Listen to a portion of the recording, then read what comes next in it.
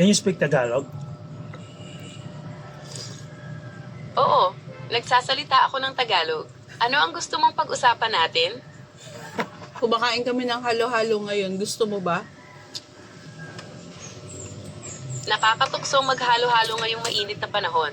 Gusto ko sanang sumama pero hindi ako pwedeng kumain. Ano ang paborito mong flavor ng halo-halo? Halo-halo, hindi helo-helo. Ano, gulaman. Ikaw, anong gusto mo? Mukhang masarap nga yan. Ako, mahilig ako sa halo-halo na may maraming leche flan at UBE ice cream.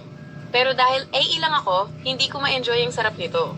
Kayo, ano ang MGA paborito niyong toppings? MJ talaga yung mga... MGA? Baka mga yan, di ba? Hindi MGA. Ooh! Tama ka.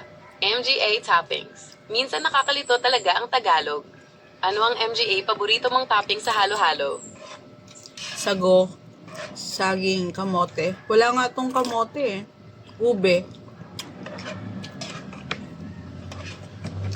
Sayang naman at walang kamote. Pero masarap pa rin ang halo-halo na may sago, saging at UBE. Ano pa ang MGA ibang sangkap na gusto mo sa halo-halo? Yellow. Gagaling mag-Tagalog yung mga... Talagang nakakagutom maghalo-halo. Pero dahil usapang pagkain, ano ang paborito mong lutong ulam? Dinuguan.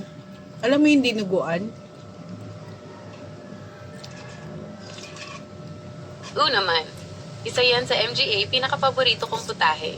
Ang sarap ng dinuguan lalo na kapag maasim-asim at medyo maanghang. Ikaw, anong klaseng dinuguan ang gusto mo?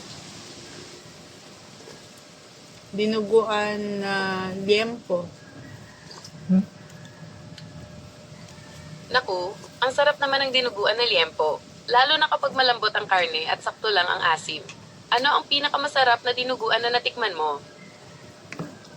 Yung dinuguan dun sa kanto ng Isagani, masarap. Sa Taytay, alam mo ba yon?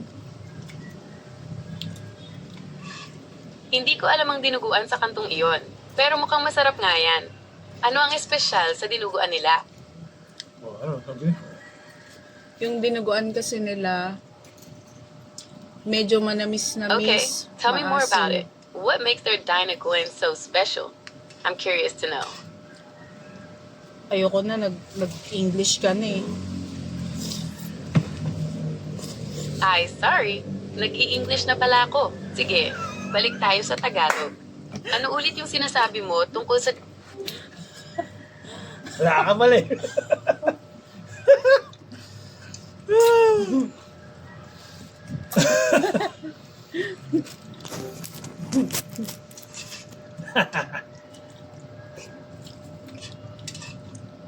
Wala na. Ano, kumain ka rin. Stika Gemini. Gemini.